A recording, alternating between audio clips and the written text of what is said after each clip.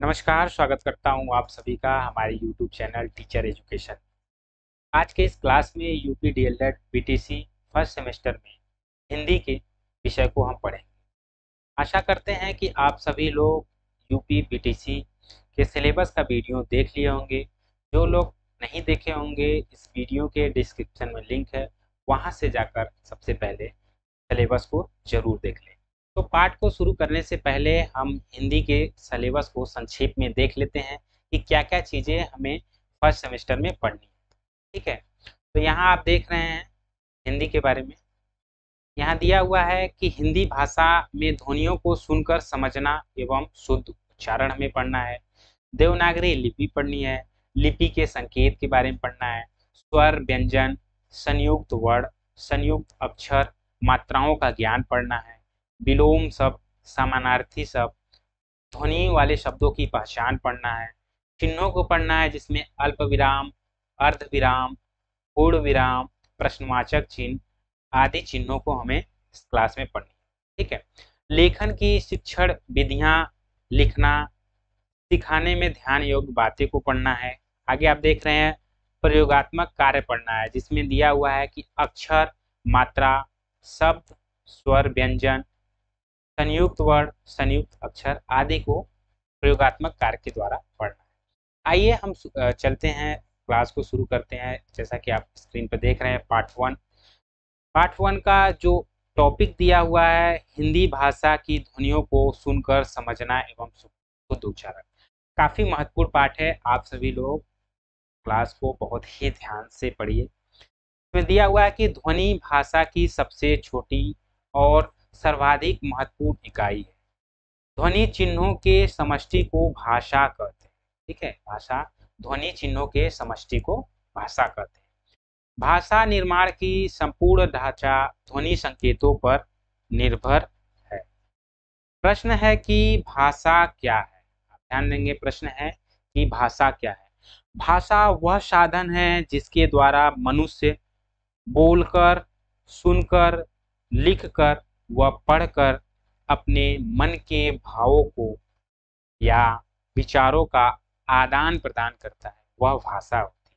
ठीक है, भाषा में ध्वनि की भूमिका क्या है, किस रूप में है। भाषा में मौखिक ध्वनि की प्रमुख भूमिका है, जैसे कि पक्षियों का चहचहाना।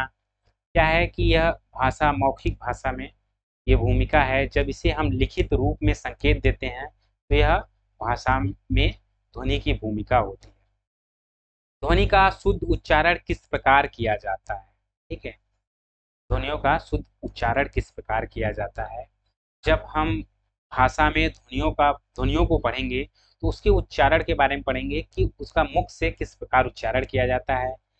इन सभी का समाधान इस इकाई के अध्ययन एवं विश्लेषण का मूल बिंदु। ठीक है, आगे हम देखते हैं। इस इकाई को पढ़ने के बाद यह आपका पाठ का उद्देश्य दिया हुआ है। उद्देश्य दिया है इस पाठ में हमें क्या क्या चीजें जानना है, और यदि हम क्लास में बच्चों को पढ़ाते हैं तो किस प्रकार से क्या चीजें उन्हें हम किन चीजों से अवगत कराएंगे या बता सकते हैं। आप यहाँ ध्यान देंगे, दिया है कि बच्चों को भाषा क्या है यह समझा सकेंगे। ठीक है, इस चैप्टर को पढ़ने के बाद भाषा में ध्वनि को स्पष्ट कर सकेंगे। ठीक है, दिया हुआ है कि भाषा की ध्वनियों को सुनकर समझने में सामर्थ्य बना सकेंगे। इस पाठ को पढ़ने के बाद बच्चों को दो ध्वनियों के बीच अंतर को पहचानने में समर्थ बना सके। जैसे आप दो ध्वनियों के बीच, इस पाठ को हम पढ़ेंगे, अभी वर्णमाला को पढ़ेंगे, तो वहाँ हम देखेंगे कि किस प्रकार दो ध्वनियों के बीच में हम अर्थ को समझा सकेंगे। यहाँ जैसे दिया हुआ है कि यदि हम अंग्रेजी में लिखते हैं सुमन, यहाँ आप देख रहे हैं कि यस लिख रहे हैं, तो यहाँ यस जो है आपका हिंदी में स होगा, कौन सा, तो दंत स होगा। और फिर इस प्रकार से अंग्रेजी में हम लिख देते हैं यस यच, जैसे श्याम। आप यहाँ ध्यान देंगे, हिंदी में हो जाएगा श, जिसे आप बड़ा श कहते हैं, इसे तालव्य श कहते हैं। आप इन दो स के बीच में जो ध्वनि आप जब पढ़ लेंगे, दो ध्वनियों के बीच में अंतर स्पष्ट करा सकेंगे कि जो आपका ये स है, जिस प्रकार हम सुमन लिख रहे हैं, सिर्फ यस लिख रहे हैं, वह दंत स है। जहाँ यस यच लिख रहे हैं, जिसको हम बड़ा स कहते हैं, या तालव्य स है, इसके बीच में अंतर स्पष्ट करा सकेंगे। ठीक है। नीचे दिया है कि बच्चों को अपने भावों को बेझिझक कहने में सामर्थ्य बना सकेंगे इस जो है पाठ को पढ़ने के बाद। ठीक है, चलिए विषय विस्तार को हम शुरू करते हैं, जिसमें दिया है कि विद्यालय में प्रवेश लेने से पहले बच्चे भाषाई कौशल की प्राथमिक दक्षता को बहुत हद तक हासिल कर चुके होते हैं। क्या क्या चीजें वो जान लेते हैं, जैसे कि वे माता पिता परिवार के दूसरे सदस्यों के बात को सुनकर समझने लगते हैं। ठीक है, अपनी अभिप्राय की भी बताने में सामर्थ्य रखते हैं। इतना ही नहीं, वे पक्षियों की कलरव, जो पक्षियों की चहचहाने की आवाज होती है, उसको समझ लेते हैं। पायलों की रुंझुन, बादलों की गर्जना, फोन की घंटी, मोटर गाड़ियों की हॉर्न आदि को पूरी तरह से जानते समझते हैं। ठीक, बस उन्हें जिसकी पहचान अब तक नहीं है वह है भाषिक ध्वनि। ये काफी महत्वपूर्ण है, भाषिक ध्वनियां।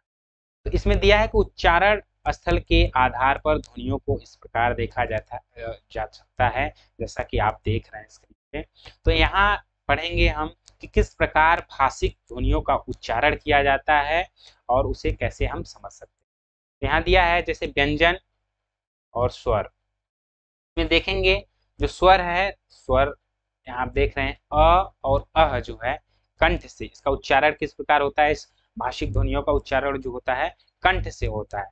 और यहाँ देखेंगे क वर्ग के जितने भी ध्वनि हैं, जितने भी वर्ण हैं, क ख ग और घ, उसका उच्चारण जो है कंठ से होता है। आप यहाँ इस डायग्राम के माध्यम से देख लेते हैं कैसे होता है इसके बारे में हम बताएंगे कि क वर्ग, जैसे क वर्ग का है कंठ ध्वनि के बारे में। जब हम इसका उच्चारण करते हैं तो हमारा जीभ जो है मुख के किसी भाग को भी स्पर्श नहीं करता है, जैसा आप इस डायग्राम में देख सकते हैं। जैसे क ख ग घ हुआ, तो ये इसका जो है ध्वनि जो है सीधा हमारे मुख से निकलती है। फिर आगे हम देखेंगे तालव्य ध्वनि। यहाँ आप देख रहे हैं तालव्य ध्वनि, जिसका स्थान है तालु। तालु का यहाँ अर्थ है कि जब हम इसका उच्चारण करते हैं, ई स्वर में जो है ई और ई, छोटी और बड़ी ई, और च वर्ग के जितने हैं, च छ ज झ य और श, जब इसका उच्चारण करते हैं तो तालु से होता है। कैसे होता है यहाँ हम देख लेते हैं। जब इसका उच्चारण करते हैं तो हमारे जो जीभ होता है, जिह्वा, वह हमारे तालु को, जो तालव्य है, उसको स्पर्श करती है, तो हम च वर्ग के वर्णों का उच्चारण करते हैं। तो यह तालव्य जो है, तालव्य ध्वनियां है। कौन सा? च वर्ग, और यहाँ आप ध्यान देंगे स। ठीक है, अब मूर्धन्य तीसरा हम देख लेते हैं, मूर्धन्य। मूर्धन्य उच्चारण जो है मूर्धा से होता है। जो मूर्धन्य, यहाँ देखेंगे कि जो ट वर्ग के वर्ण हैं, ट ठ ड ढ और र और श जो है, जो वर्ण है, इनका उच्चारण मुख के मूर्धा से होता है।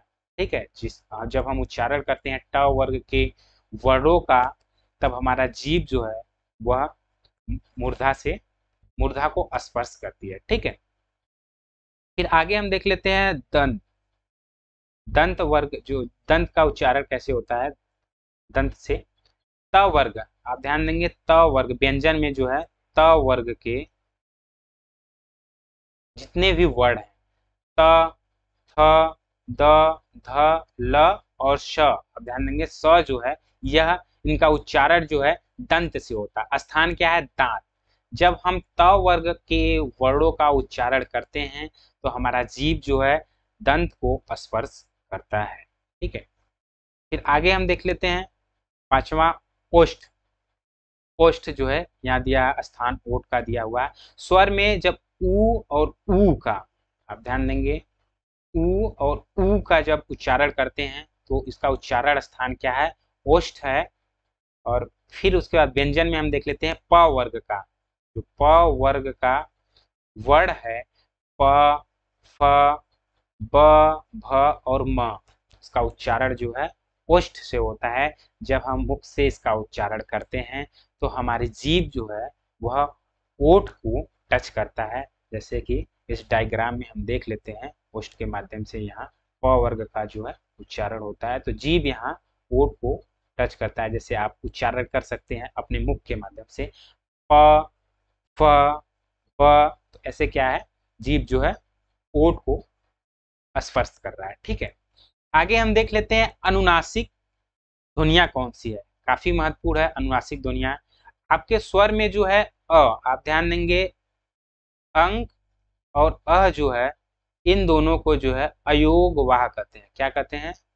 अयोग वाह ध्वनियां। ठीक है, इन दोनों को जो है स्वर में अयोग वाह ध्वनियां कहते हैं। लेकिन यदि अलग अलग पूछा जाए, अलग अलग, जैसे यहाँ दिया हुआ है नासिका, नासिका यहाँ दिया हुआ है जैसे कि अंक, अंक का दिया हुआ है इसमें, तो अंक जो है यह अनुनासिक है, नासिका ध्वनिया है। ठीक है, और देख लेते हैं व्यंजन में अनुनासिक ध्वनियां कौन कौन सी है, उसका उच्चारण नासिका से कैसे होता है। जैसे यहाँ देखेंगे अंग, इय, न, न, म, इसका जब हम उच्चारण करते हैं तो इसकी जो ध्वनियां होती है वह हमारे नासिका से जो है निकलती है। तो यह सभी ध्वनियां जो है अनुनासिक ध्वनि है। ठीक है, अब जो है स्वर में के बारे में हम देख लेते हैं। को विसर्ग ध्वनियां कहते हैं। विसर्ग स्वर, जो विसर्ग ध्वनियां होती हैं को कहते हैं। ठीक है, ये रहा। फिर आगे हम देख लेते हैं सातवां। सातवां में दिया है कंठ तालब। क्या दिया हुआ है? सातवां में कंठ तालब दिया है, जिसमें हम देखेंगे ए और ए जो स्वर है वह कंठ और तालु से इसका उच्चारण होता है। किससे होता है? कंठ और तालु से जब हम इसका उच्चारण करते हैं ए और ए का, तो यह ध्वनिया जो होती है कंठ तालब, इसका नाम होता है, इसको नाम दिया जाता है कि कंठ तालब ध्वनिया। ठीक है, आगे हम देख लेते हैं जैसे कंठ ओष्ठ। ठीक है, कंठोष्ठ से जिसे कहते हैं, इसका स्वर कौन सा है, कौन कौन से स्वर है? ओ और औ।